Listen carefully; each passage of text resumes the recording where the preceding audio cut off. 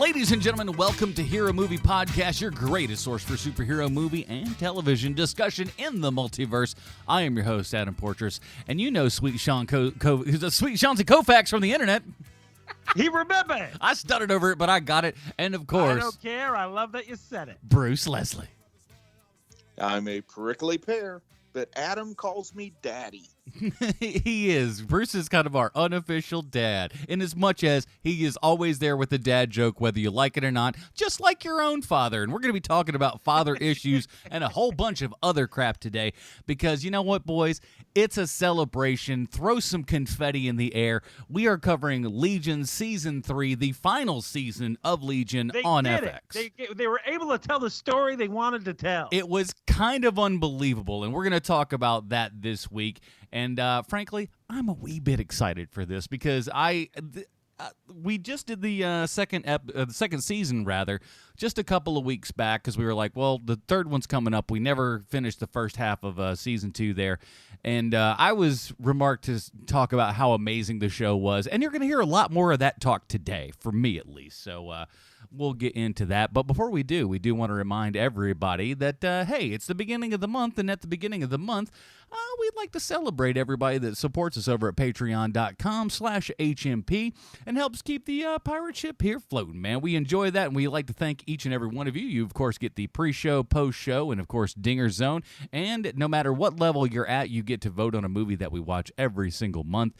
And sometimes you punish us like you did last week. But, you know, we bounce back. We bounce back as best we can. And we'd like to thank you guys yet again. Patreon.com/HMP. And if you can't... We're the Chumbawamba of podcasting. Exactly. A little bit anarchistic and really only one hit. That's right. And you knock us down, we get up again. Back up again. A cider drink. That's why we have them on the show, everybody. I didn't prepare a trailer today. Does anybody have anything? Would anybody like to attempt something live? You want to talk to my dad? Please, yeah, Sean. Can you get Sean your dad? was telling me his dad had a review. Get your dad on the phone, Sean. Can't believe the phone line seems to be busy. I just tried calling him. I tried calling Brian, but Brian is apparently on some sort of party line like the 90s.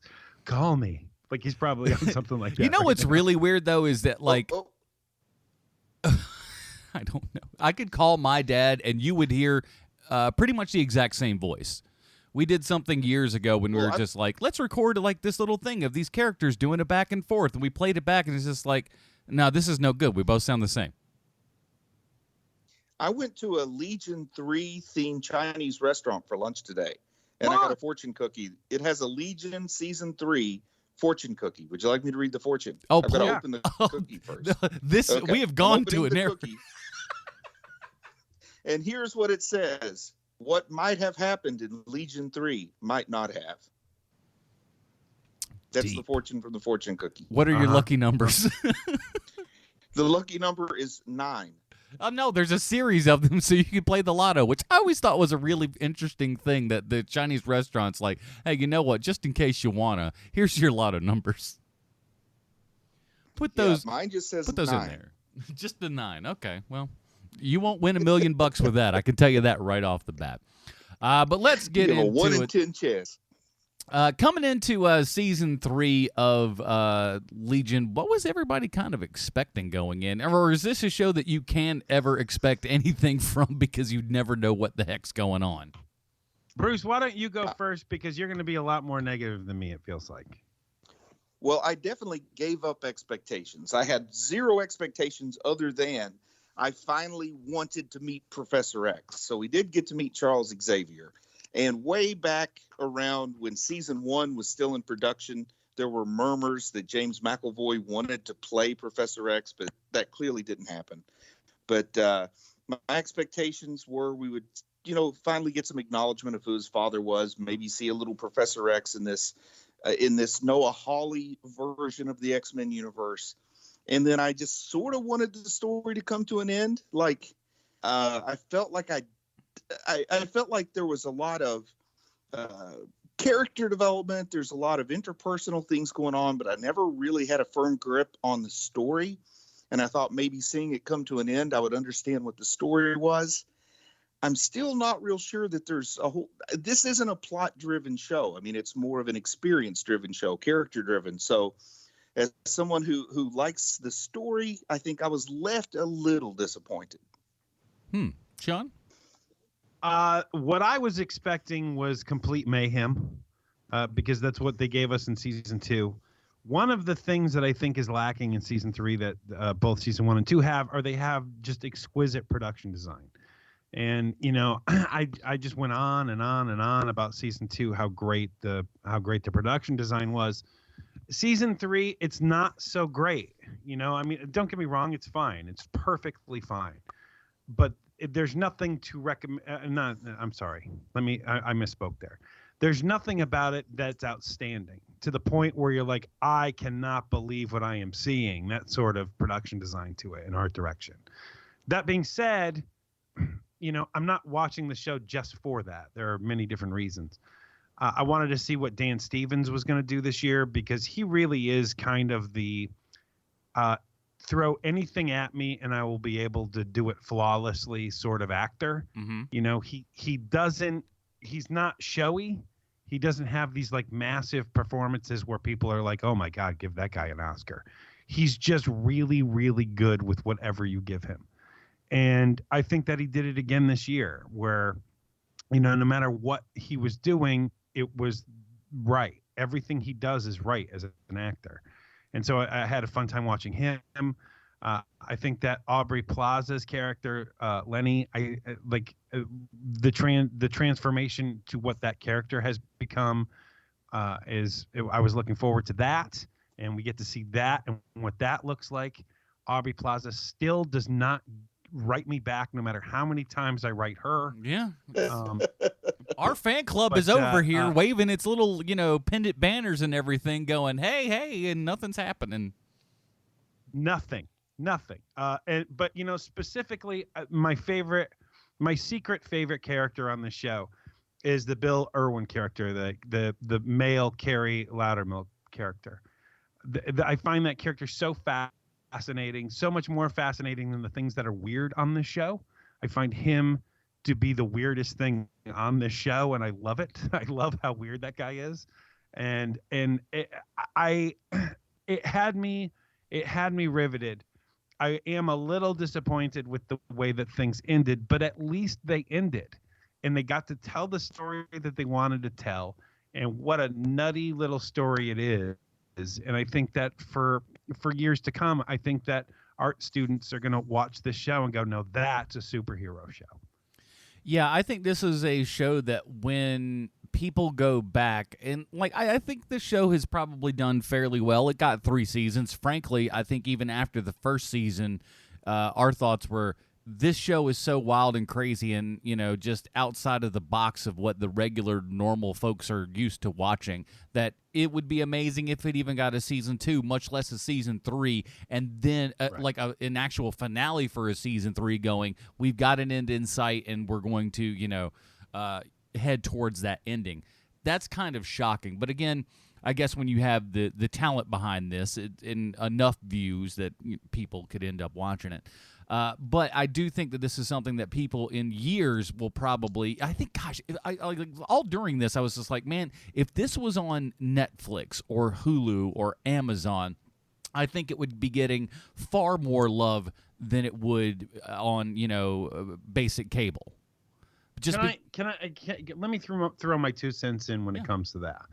I think that one of the things that helps the show actually is that it's on FX, and here's why: is that they don't have unlimited budgets for this show, so they have to be more creative with the way that their storytelling is going.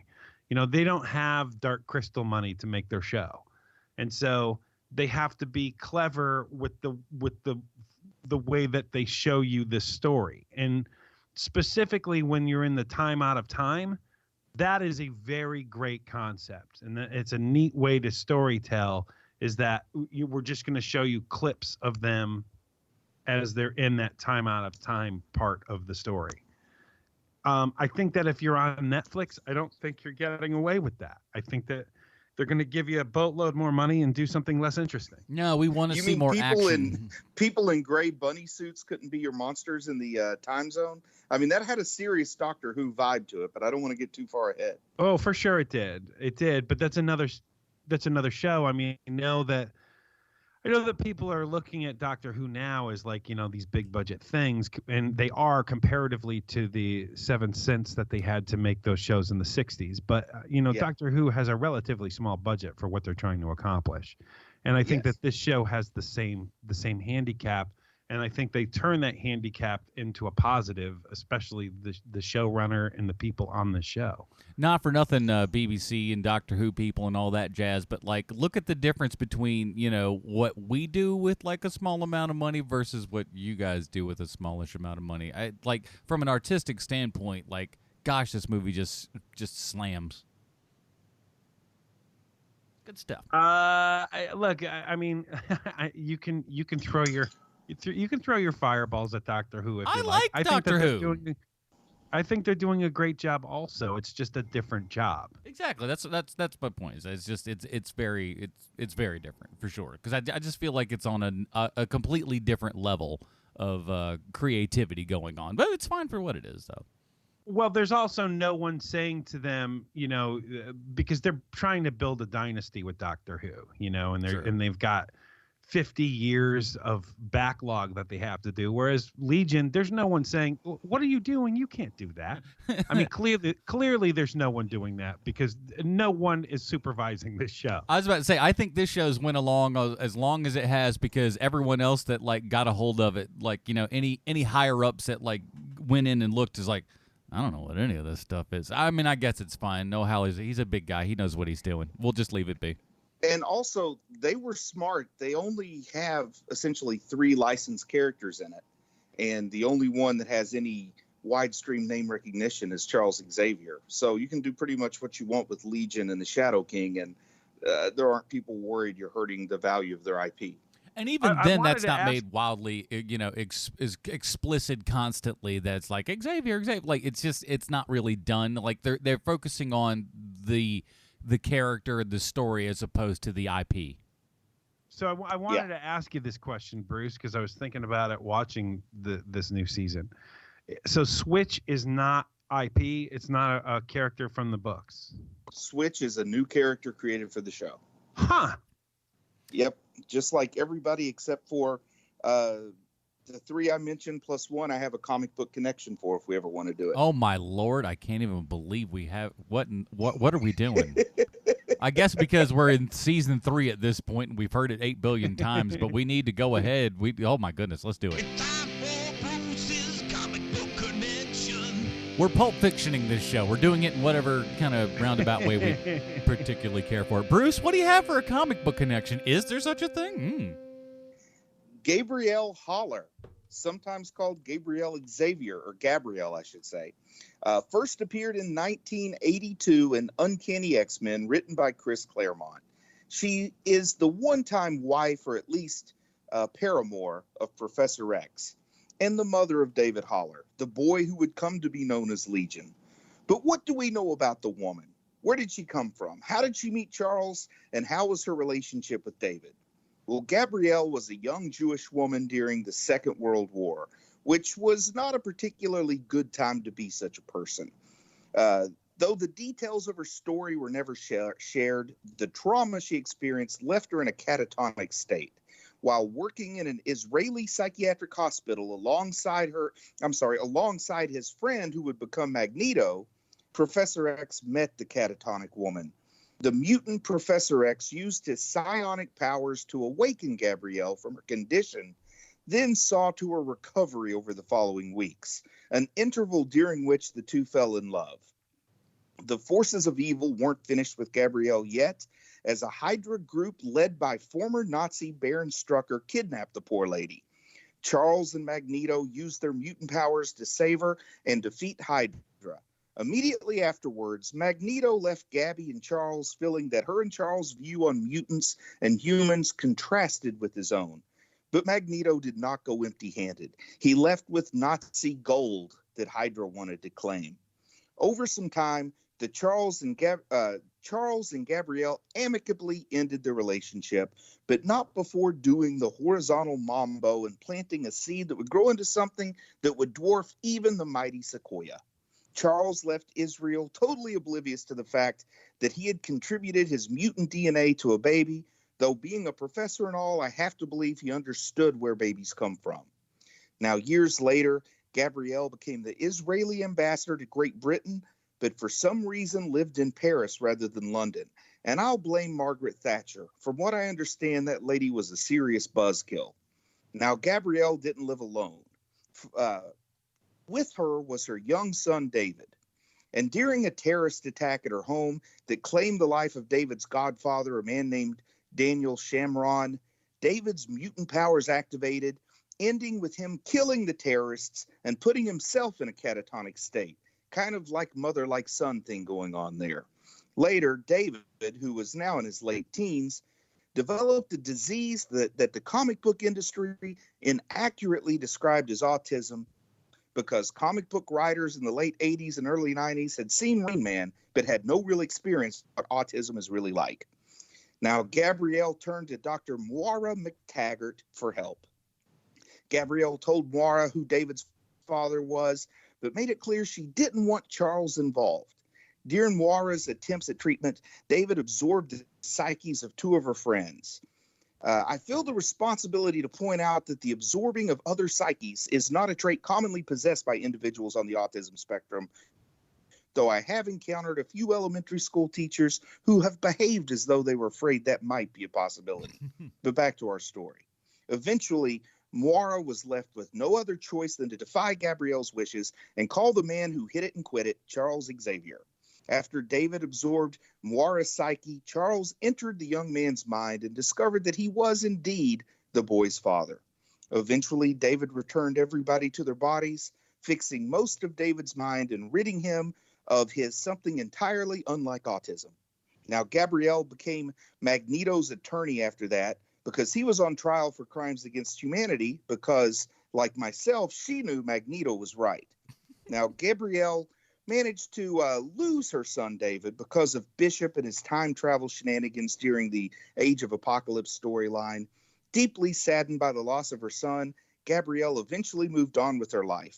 As a senior Israeli ambassador, Gabrielle was also part of the United Nations decision to give the island nation of Genosha to Magneto.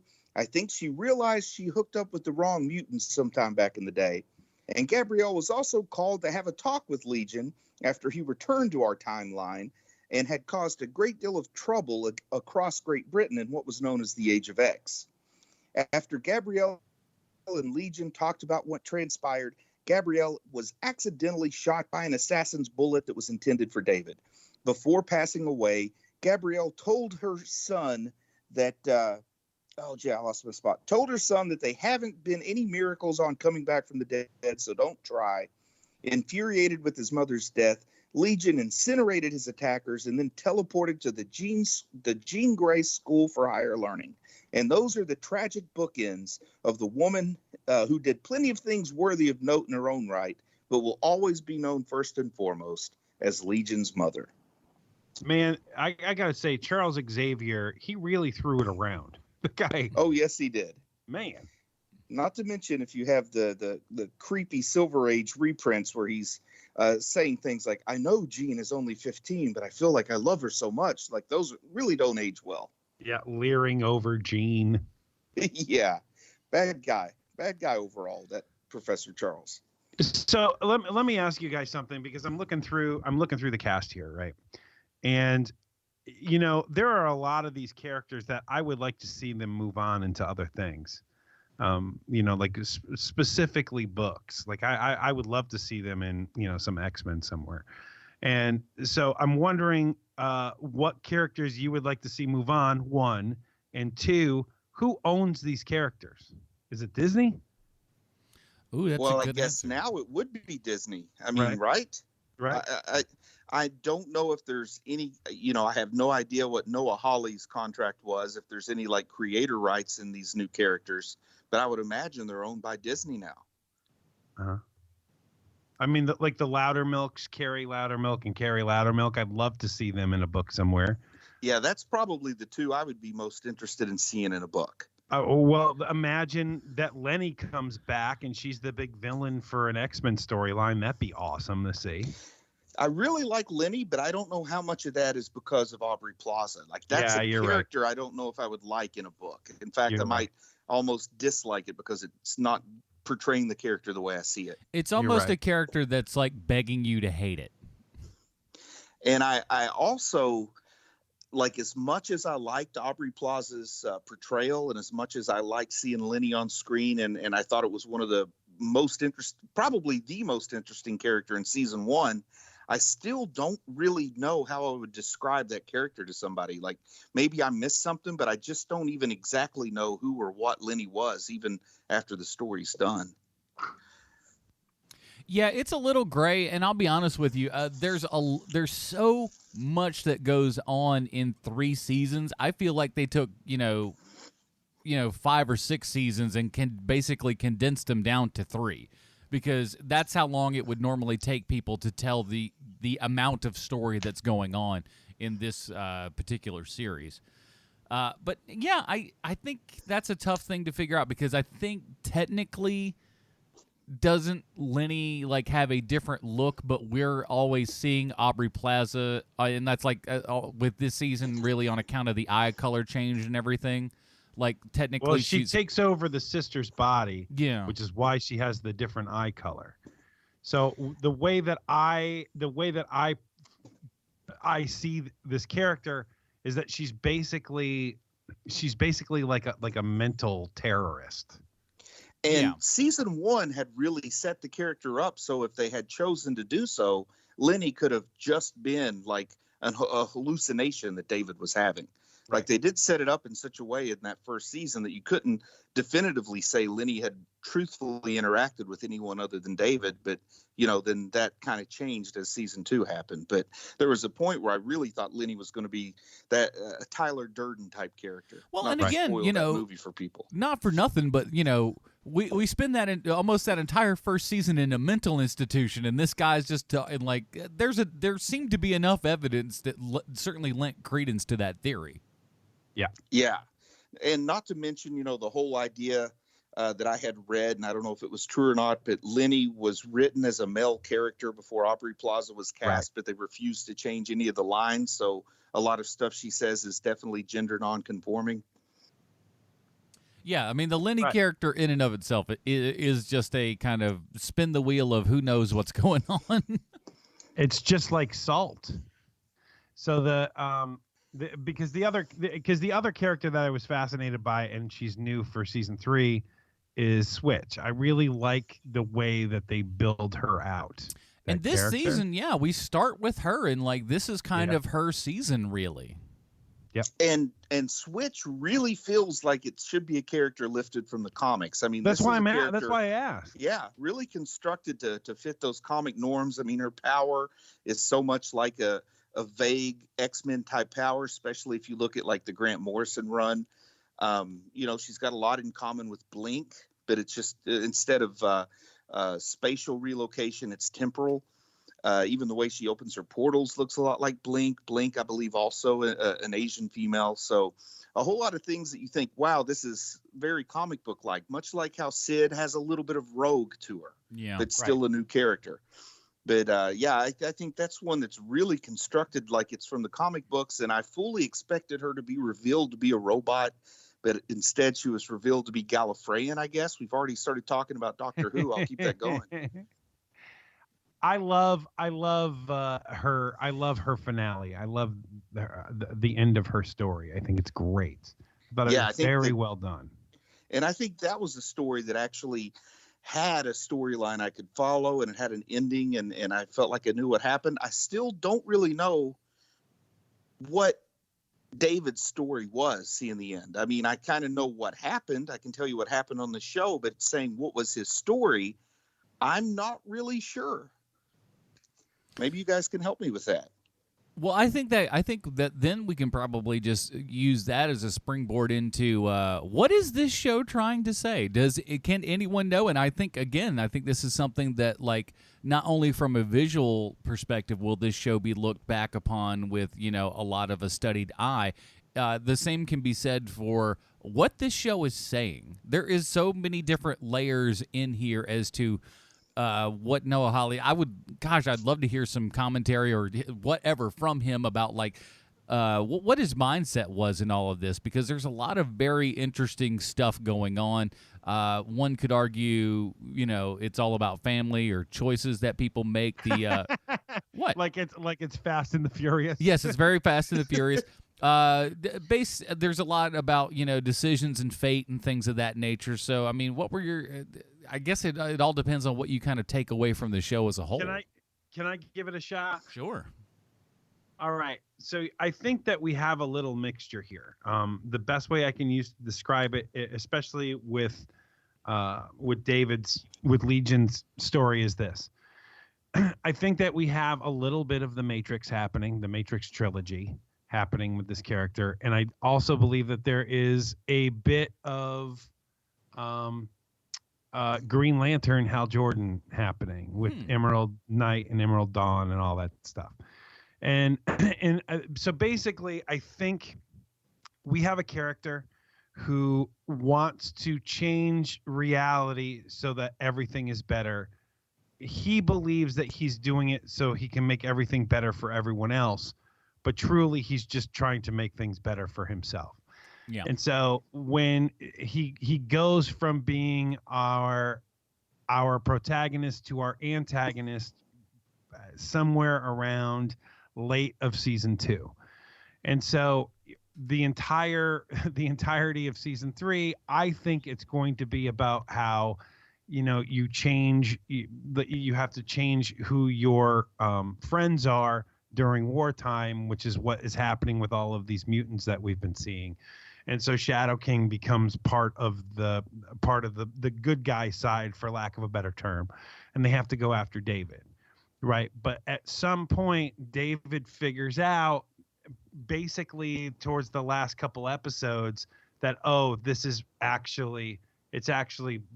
I've made this all about me and not about everyone else. 1, and 2, that I can either fight this thing and make everything basically the same way it was before, or I can learn to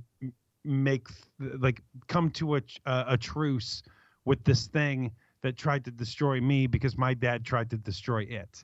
And so when you do that, then you change your outcome. That's really, I think, what the show is trying to say is, the only way to truly cause change is to come to acceptance of your enemies. Exactly. There's a lot of good and evil here, balance in between, and they make a lot of good points of, like, look, by and large, we're never really going to get rid of evil. You do need to know that that's there. And I think especially from, and I want to get you guys' opinion on this from a parental standpoint, because there's a whole giant section about, how we raise kids and stuff like that, and, how you introduce, the horrible things in life, and how everybody, you obviously want to try to keep, the innocence of kids for as long as you can. And there's another sect of, people that are just like, no, you need to, like, let them know everything and, like, where that balance is. And I wanted to, especially as two parents here, I want to get you guys' thoughts on that as well. Well, I think I want to kind of back up just a little bit and offer kind of another perspective I think you should have on part of what is being said by Noah Hawley and company, and then I'll try to talk about the parental side of things, which I think might be tough because that's so individualized. But I think another part of what's being shown here, something at least that I could relate to or that I saw in it, was when David had made a mistake, he was so obsessed with going back and changing the mistake, but he had absolutely zero interest in changing his way of thinking that led to that mistake in the first place. In fact, he was employing that exact same kind of flawed approach to solving the problem that had caused the problem. Rather than any introspection and trying to become a better person, he builds this creepy sex cult all in the hope of attracting a time traveler so he can go back in time and just undo what he did, rather than trying to look forward and make himself actually a little bit healthier person. And with power, of course, literally declaring himself God at one point. So, it's there's some stuff going on. It seems he went off the rails there for a bit, for sure. It seemed to me like he had very little character development. I mean, he kind of had like this camera flash, this flash bulb of development there in that final episode, but along the way, and I do like that they showed what he's at war with inside of his mind, with all those sort of evil personalities that are present when Sidney goes into his mind, or when Farouk or Charles go into his mind, that identify themselves as Legion. But he also seems like obsessed with this concept, don't I deserve love? Like that gives him a license to just mistreat the universe as a whole, because he feels like he deserves love and the universe doesn't see that. But I think the only reason that maybe he wouldn't be receiving love is because of how he's trying to force people to accept that he deserves it, and I think that also leads to the best line in this entire show, where he says to Farouk, don't I deserve love? And Farouk says no. yeah, exactly. And I think that's maybe where the parenting side of things are. Yeah, a baby does deserve love, but there are also situations where parents die or children end up in foster care. There are just unfortunate situations that you have to adjust to and be the person who is deserving of love as an adult. That unconditional love is a rare commodity, and it's, everybody maybe deserves it, just like you could argue people deserve to be free from having bombs dropped on their house, but there are some folks that happens to, whether they want it or not, and there are different ways you can react to that. Yeah. Let's see. But yeah, I thought that was that was another thing, like that whole section where Gene Smart and Jermaine Clement came back in. I was just like, just the episode before, I was just like, it's kind of a shame that we didn't have them any for this season. And sure enough, next episode is all of them, and it was so nice. And Jason Mantzoukas. It's always worth mentioning. I think he has like a studio style contract with FX to be on as many of their shows as possible. You need a scumbag, you say. Jason Mantzoukas is on the line. He is never not a scumbag guy with I'm sure when his agent comes to him, he's just got, hey Jason, I got another role for you. Let me guess, piece of crap. Well, how did you know? That episode in the astral plane with Jermaine Clement and Gene Smart and Jason Mantzoukas, and they find Sydney's lost mind when she loses her mind. That might have been my favorite episode of the season. I really enjoyed that, and that had a narrative that was pretty easy to follow, but still metaphorical, and I just found a lot there that I enjoyed. It's funny, man, because that is my least favorite episode. I do like it, but it is my least favorite episode for the same reason that my least favorite part of Preacher comics is when he becomes the sheriff of that town. Yeah, because you are quest. Yes, you are side questing way too long here. We need to get back to the thing. But with episodic television, you almost have to. I'm glad it was contained to one episode instead of spread out over three, where we have an A story and a B story kind of situation. Well, I guarantee you, if this was a Netflix Marvel show, we would have spent 4 episodes there. Oh, at least. Yes, at least. We got to hit 12 episodes. Then again, instead of 8 episodes, it would have been a 13-episode season with the same amount of story. 4 of which you don't care about. But that is a nice counterpoint to what Adam was talking about, is, parenting and David's almost absolute lack of it, when the truth is, the problem wasn't parenting so much as it was Amal Farouk going into his brain when he was a baby. Right. But Jermaine Clement is kind of telling the Sid's infantilized mind in the astral plane that right now you're young and we need to teach you how to love now so you won't hate when you're older. He's making some pretty clear points, and you have to wonder if David had lost his mind and he had been the baby that Jermaine Clement had found. I can't even remember his character's name, sadly. But if he had been the baby that had been found and then got to grow up in that household over the course of what seems like 15 years in the astral plane, but is really, I don't know, a day or two in Earth time, if you will, if that might not have had a good outcome. His character's name is Oliver Bird. That's about as like British a name as you can get.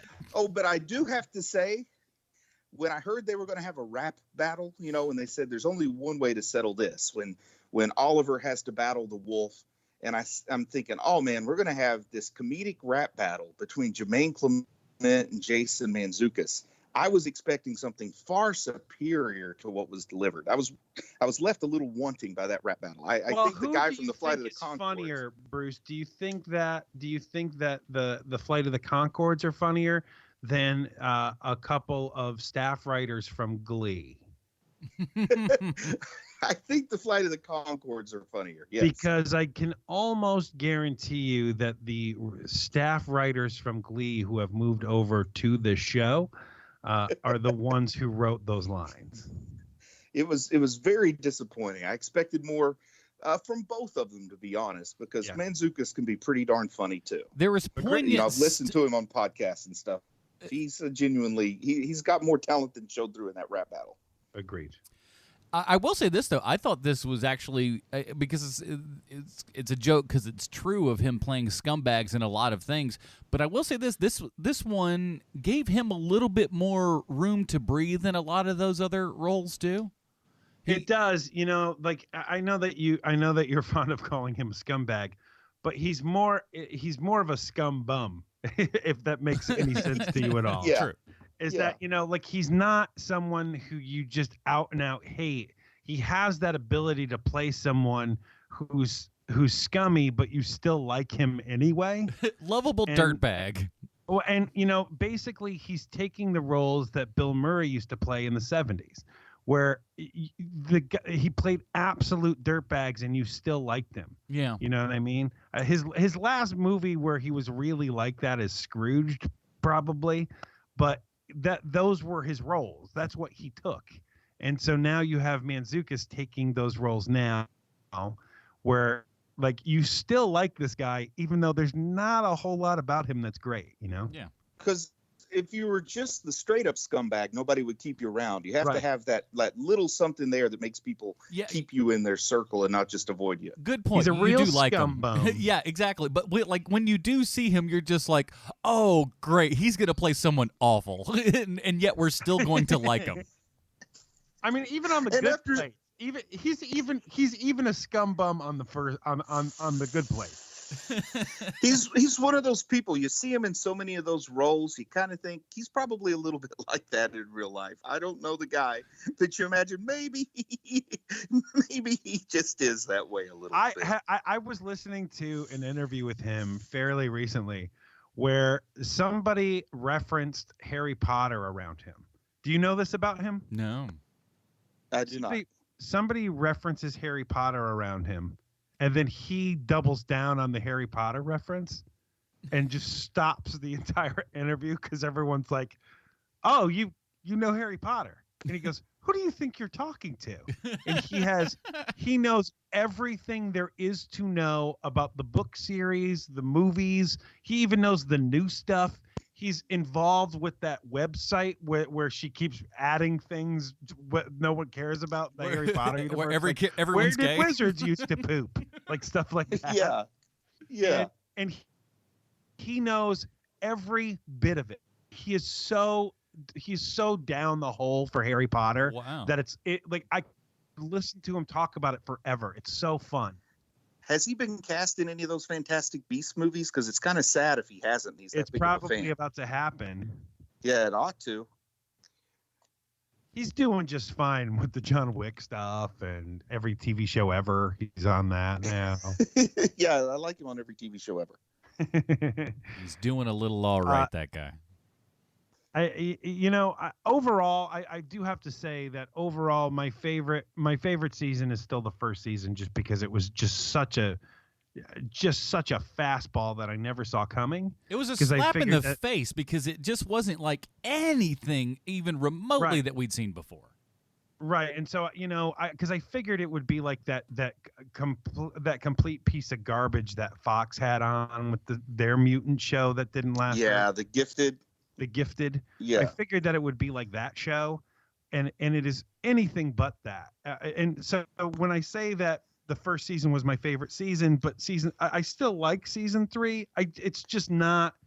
It doesn't have that same tenacity that the first season has, because the thrill of, oh my God, what am I watching, is gone. I think I would agree that I like season 1 the best. I think I like season 3 second best, and season 2 just felt too much like a bridge. I don't know, something about season 2, just I didn't like it as well as the other 2 seasons, and it might be because I really broke that season up a lot in my watching. I pretty well binged 1 and 3, sure. And then 2 was really broken up because I didn't do the first half of that season review with you guys, even though I'd watched the shows. Then I watched the second half of it to get caught up when we did the recap of season 2. So I think maybe part of it is just how much of a gap I had in the watching, and that was when I'd sort of on the show. But from the beginning, season 1 made me feel uncomfortable, and right. Uncomfortable. It made me feel off balance a little bit. And as far as, art, an idea of art is to evoke an emotion or a feeling, and uncomfortableness, discomfort qualify. So I think it's effective art. It just wasn't as enjoyable for me. I'm not going to say I don't respect it. I'm just going to say it wasn't enjoyable for me like it might have been for other people. Sure. Well, I mean, I think one thing that, you probably won't hear as a criticism of this show a lot is it's a rip-roaring fun time. It's because it's not true. Necessarily. It's also, a dark and heady. You're also never going to hear anyone say, oh, that's such a rip-off of something else. They totally ripped off that third Herbie the Love Bug movie. But haven't we seen this before? When those time cats show up, they really look like the Blue Meanies. Total ripoff. I'll say you take out Dan Stevens though, and it's a lot harder for me to stick with this show. He is a serious asset to this production from day one. Let's talk about that for a second, because again, looking through the cast of this show, right? Dan Stevens, number one, we're going to be seeing that guy for a very long time. I think we can all agree on that, right? Yeah. And we all like Aubrey Plaza. I know that I'm a giant Bill Irwin fan. What do you guys think of Bill Irwin? He feels like I almost want to look up on IMDb and see if Matt Frewer isn't playing that part. Like there's a part of me that thinks Bill Irwin is someone else when I see him. You know who I get a weird vibe on? Like, say, a younger Bill Nighy. Huh. I get a little bit of that with him. Just a tiny bit. This guy's, the guy's been around forever. He's literally in the video for Don't Worry, Be Happy, as I've said every single time that we've done this. I'm aware. Yeah, but even back then, I think he's one of those guys that feels like, man, he reminds me of somebody that I know better than him, but I can't tell you who that person is. Right. And when I think you remind me of Matt Frewer, that's saying that I don't think about you, the person, very much, because I rarely think of Matt Frewer. Oh, I really like, I've always liked Bill Irwin. And I know I say that every time I'm on the show. I know every time we review this, I'm just such a fan of his. But speaking of Matt Frewer, real quick, I do want to say I just recently, for the first time, saw Lawnmower Man 2, and I can tell you, skip it. Oh, I'm so glad you're here to save me from that. I just wanted to let you know. Advice. Just you can skip Lawnmower Man 2. You thought you might want to watch it. You would think again. What about the third one? I wasn't aware there was a third one, but frankly, I wouldn't be shocked. At least the CG's got to be half a click better than whatever they're doing in Lawnmower Man 2, which is done clearly for a nickel. Strangely enough, if you see any movie part 2 and you say, I didn't know they made a sequel to that, you can probably skip that sequel. That's good advice, too. Except for Eddie and the Cruisers, too. That one's great. What about, let's move on. Yes. What about Rachel Keller, who played Syd Barrett? Do we like her? She's okay. Not bad. I grew on her this season. She'll stick with me. Yeah, I grew on her this season. Like a couple others, like the first season, it felt like she was like a good conduit for stuff. Second season, it felt like she kind of fell into the darkness, if you will. Maybe I'm just being a little bit too dramatic with my words here. But with season 3, she got her best arc, and I think she had a lot to do. The story let that character really breathe in season 3, and we got a lot from literally we saw her entire life story yet again. through this little what do you call it there? Whatever that area through is. the astral plane stuff. So I thought that was super cool. But yeah, she kind of becomes Sarah Connor in season 3. Like, yeah, she is the power behind the resistance in season 3. Yeah, and when she gets to talk to herself at 16, that's some pretty powerful stuff. That was really good. Like, all of that stuff, and like even by the third time you're like, I know this is, I know what's going on here. And it's still emotionally impactful. And like that shows you how good that writing is to where when even it's a psych out, you're still touched by what's written. And I think that's where this show goes above and beyond where, regular shows would go. I can see that. Yeah. But as far as like the takeaway with the season being over with her, if I see her pop up in other things, I'll give her a chance. But if I don't see her pop up, I'll never sit back and say, wow, I wonder what happened to her. Like, I guess that's where I come down with that actress so far. It's not as showy a part, that's for sure, as say No. David is. So I think that may be where a bit of that comes into where it's just like the character's not kind of larger than life, whereas, David or Farouk, like those are like super big characters. As far as like, the brush that they're painted with. What did you guys think about the Legion incarnation of Charles Xavier? That's somebody who have multiple points of comparison, and they gave it a new look, a new take, different from McAvoy, different from Stewart, different from the animated X-Men. And it was played by the actor that played Daenerys's brother, Viserys. Is that his name, Viserys on Game of Thrones? Oh, really? Yeah. So it's an Same actor, huh?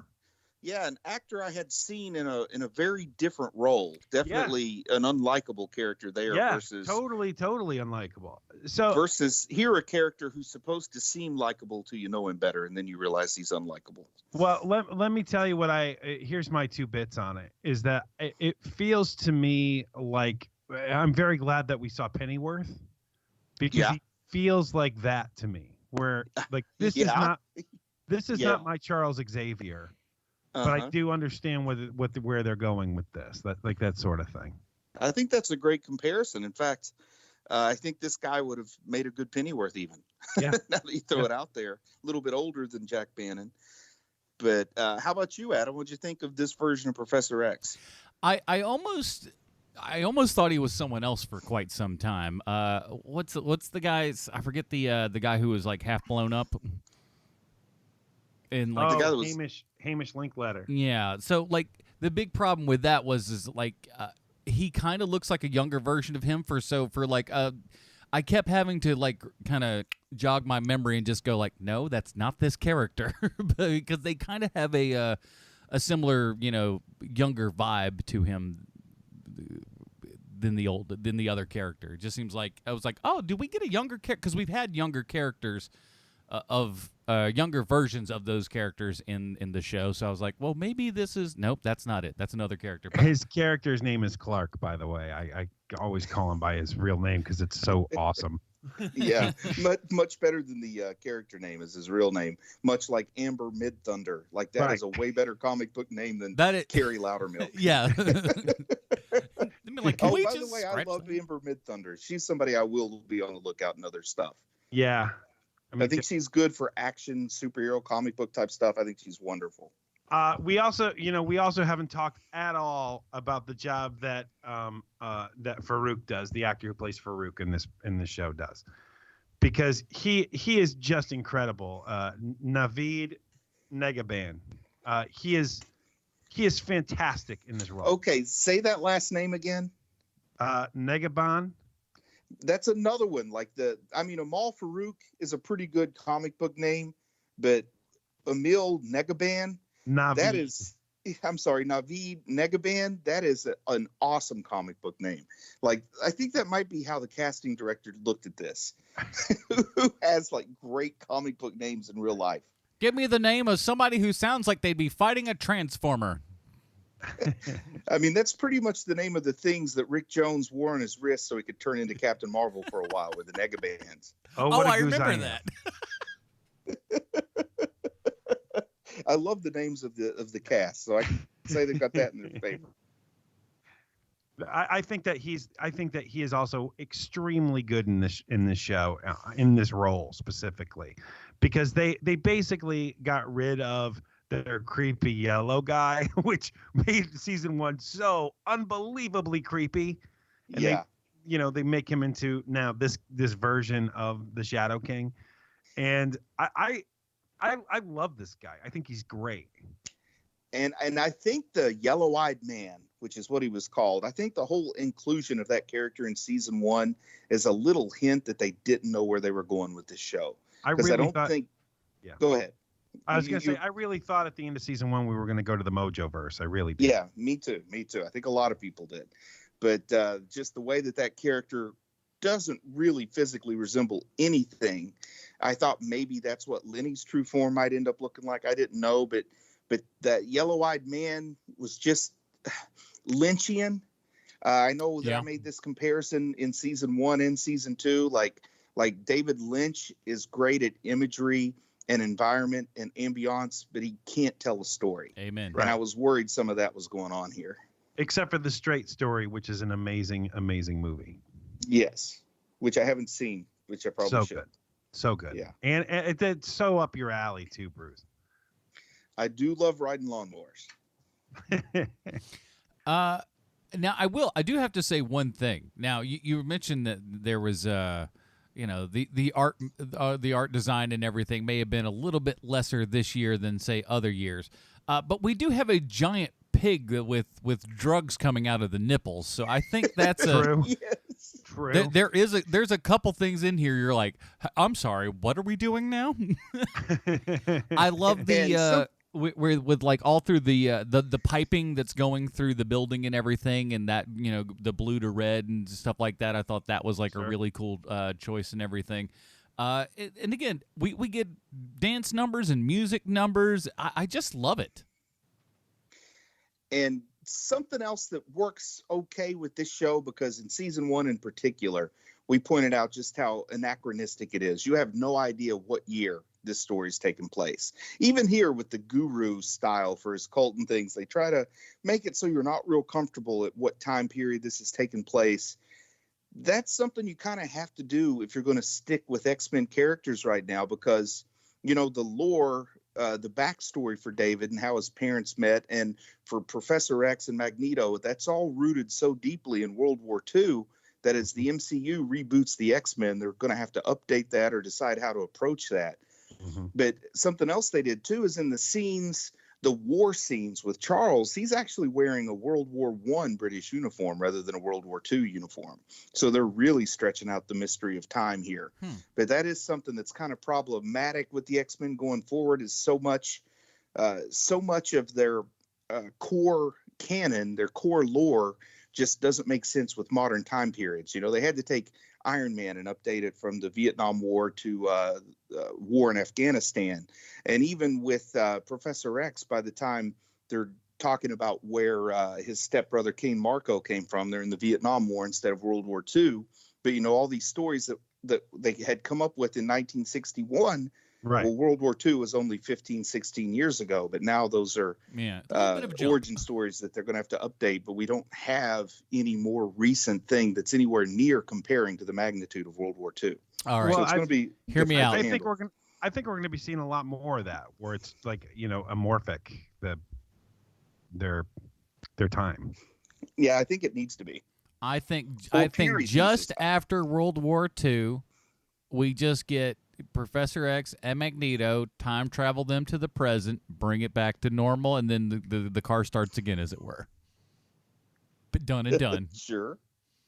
Or just throw out the word mutant Stone Age like normal people and leave it at that. The way that Wolverine looks way older when he's turn of the century guy in X-Men Origins Wolverine than he does in the original X-Men. Well, Right. we certainly get that with the latter X-Men movies as James McAvoy and Fassbender by the 90s, where we are in the Age of Apocalypse. It's like, what happened to you guys in 10 years that really just jacked the crap out of you? Did the mutant aging factor just stop off? What happened? My Lord, you led a hard life. Like, there's a lot of drugs and alcohol that they jammed into those 10 years to really age him up. Did you guys do meth? Well, I just hope when they make Star Trek the next generation, McAvoy gets to play Picard. I hope they call it the next generation. That's the stupidest thing I've ever heard, and yet I feel like it's something that Paramount would do. Even Nexter. I like that too. It's as next year as you could possibly get. Now, before we wrap up this thing and give our final thoughts on not only Legion Season 3, but we'll call it Legion 1, 2, and 3. Series as a whole. The series as a whole, everyone. We have to ask ourselves one very important question for the last time for this series is how does this television series relate to one Sylvester Stallone? Thanks, Adam. I got a prepared statement. Ooh. Michael Ambrose was the gaffer on Chapter 20 of Legion. I have no idea what a gaffer does, but Michael Ambrose is one, and he must be good because he's been gaffing like crazy. He's even got two big ones coming up, Ghostbusters 2020, which I am quite sure everyone will love and will agree it's the best comedy ever made. Then he has Fast and the Furious 9, and I don't know much about it, but I'm going to guess that this new Fast movie it's going to be about family. Family's important. Sorry, I had to cough. Michael Ambrose was also the gaffer on 2010's The Expendables, a movie that we talk about a lot on this show. There's your Stallone connection.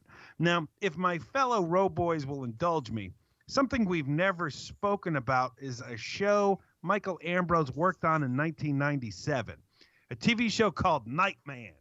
Now, I've never heard of Nightman. I know nothing about Nightman, but apparently studio heads thought enough about this TV movie to turn it into a series. Now, how have I never heard of this thing? Usually I would pull quotes from IMDb user reviews because they're great, but this week I'm going to read a plot synopsis for Nightman because it feels like it was written by someone who didn't have time to proofread. It says... Johnny Domino is a musician. While performing for some VIPs, he is struck by a lightning bolt. As you do. He then thinks he hears things, but no one is talking, and the things that he hears are terrible. Johnny is then told by a doctor that his mind can pick up thoughts like a radio picks up certain frequencies. But the frequency he is picking up is the frequency of evil, which explains why the things he hears are terrible. Among the things he heard were the thoughts of a government man who was looking for some men who are planning to sell weapons built for the U.S. to enemies of the U.S. In the meantime, the traitors, feeling that Johnny is a treat, actual words, tries to kill him but fails. Believing that Johnny is the only person he could trust. Raleigh Jordan, a man who works for the government, tells Johnny what's going on and tells him the weapons, shows him the weapons, a bulletproof suit, anti-gravity belt, a cape that renders a man invisible, and an eyepiece that can emit a laser. Raleigh gives them to Johnny, who puts them on and becomes a superhero who goes after the traitors, end quote. This show sounds so bad, I can't believe we haven't reviewed it, boys. Get it on the list. And guys, that's why I like to nominate Nightman for the next Patreon members pick. Nightman only has one performer we've seen elsewhere, Daniel Day Kim, the good-looking Asian dude from Hellboy and Lost and Hawaii Five-0. Which lends me to ask the question, why is that guy so ridiculously handsome still? He's at least 53 years old. Unfair, I declare, unfair. And there you have it, HMPers. This week's Stallone connection is gaffer Michael Ambrose. Now, Tony, if you play me out of here with some Rock and Roll Part 2 by Gary Glitter, I sure would have. Damn it, I did it again. Sorry, Tony, that's on me. Should have told you before the show. That one's on me, Tony. Sorry, Tony. You're welcome. I'm Sean Kovacs. You're welcome. Hey, Malibu Comics, created by Steve Englehart, the same guy that created Rocket Raccoon. Nightman needs to be in the hopper.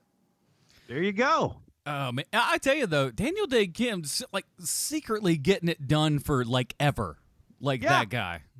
Yeah, he's like you don't. I bet he like, goes to the gym. Oh, I bet he does. No, trust me, that guy goes to the gym. You took off his shirt and lost. You're just like, hey, all right, there, this guy. He was up there, like he was with what's his nose and the other guy.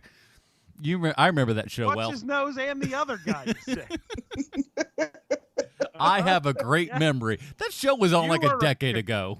Communicator, sir. Yeah, you wouldn't think I've been talking on the mic for over 10 years, but hey, here you go. All right, let's get down to it. We have our own patented Robin rating system here. I actually want to do 2 ratings, one for the season 3 and then one for the series overall. Bruce, what do you got for us?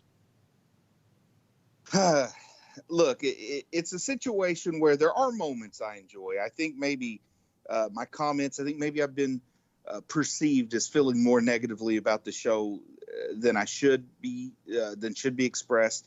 But I still don't enjoy it consistently. The moments I like, though, I really, really like. The performances I like, I really, really like. If you ask me what I think about Dan Stevens, I'm going to say I love that guy. But the only things I know him from are Beauty and the Beast, The Man Who Invented Christmas, and Legion. So I probably love him because of the performance I get from Legion. But at the same time, I can respect something I don't enjoy. I still ought to be able to enjoy it a little bit more, I think. I think the show let me down a little bit, but I can see where other people, I wouldn't knock anybody else for liking it. So I think that puts me like in that Damian Wayne range where I can see why people might like it. It's just not my thing. Okay. I like Doom Patrol better. Ooh. But that goes for both the season and the show as a whole. Okay. Sean? Yeah, like Bruce, it's impossible. It's impossible to distinguish between season 3 and the series. And the reason, unless you are doing that, Adam. No, that's fair. Because to me, season 3 really does inform what the rest of the show is for me. I mean, I was so hot and heavy for season 1 of the show. I like season 2 enough. I think, like Bruce, I think season 3 was better. I really enjoyed this show.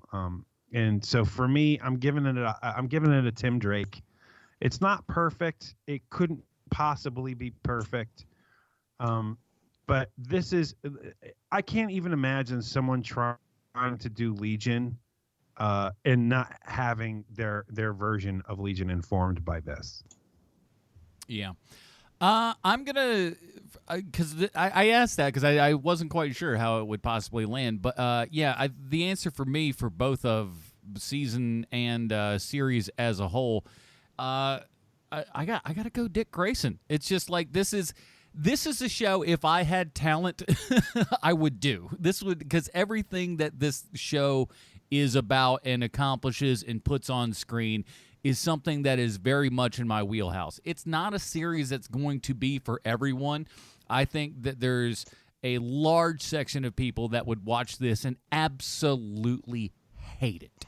Because it's not straightforward. It is all over the place. If you my mom will watch some superhero films or whatever, but if you put her in front of this 5 minutes in, she'd be like, this is stupid. I don't get any of it. Goodbye, and I'm done.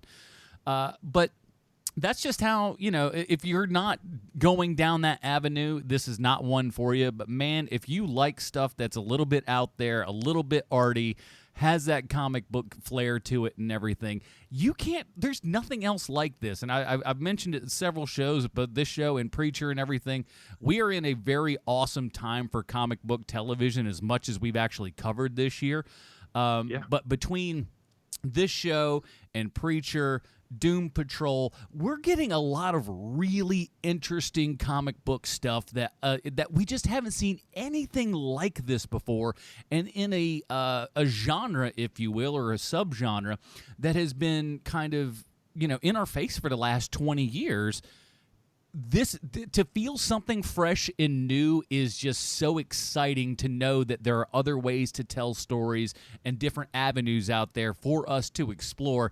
That gives me hope for what we do with comic book movies and television shows in the future, is that we don't have to just tell one particular type of story. We can tell all different types of stories, and this is certainly quite an interesting offshoot of the comic book television programs that we've been getting, and I thoroughly enjoy it, and I can't recommend it enough. At one point, I don't know when I'm going to do it, but sometime in the future, I would like to, I'd like to get the Blu-ray, because, I'm a nerd, and just do 3 days, do like a season a day, back to back to back, just so you can get that full story, because there's so much going on here. It's such a densely packed series that I feel like watching everything in very close succession, back to back to back, could actually be quite fruitful for, but then again, I'm a weird person, so that's certainly not a trip everyone needs to go down.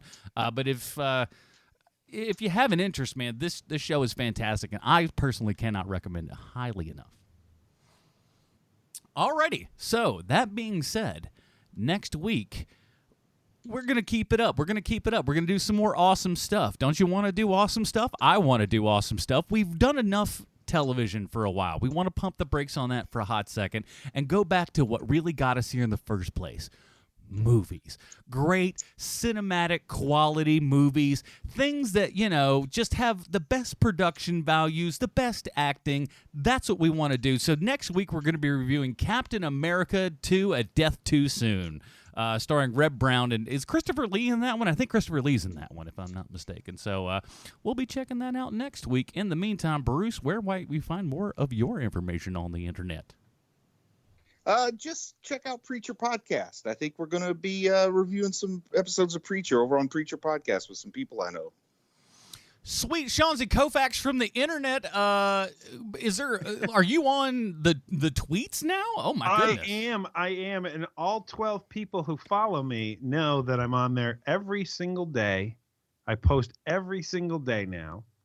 And you can find me at Sean Kovacs, the number 4 on the Twitter. And guess what? we're gonna put that in the notes. That's gonna be in the show notes. So you'll just be able to click on it, and it'll take you right there. How could it be any easier for you? I suggest that it could not. And of course, also in there is the click for HMP over on Patreon. So do that for you as well. And we'll do all this kind of good stuff again next week. What do you say, boys? I'm all for it. Sounds good. All right. And so until then, for Sean Kovacs, Bruce Leslie, my name is Adam Portrais. Stay super, everybody. Don't forget your catchphrase, Adam. Kiss my grip. Dressed in blue. See the sky in front of you. And her face is like a sail, speck of white, so fair and pale. Have you seen a lady fair? She comes in colors everywhere. She combs her hair. She's like a rainbow. Coming colors in the air. Everywhere. She comes in colors.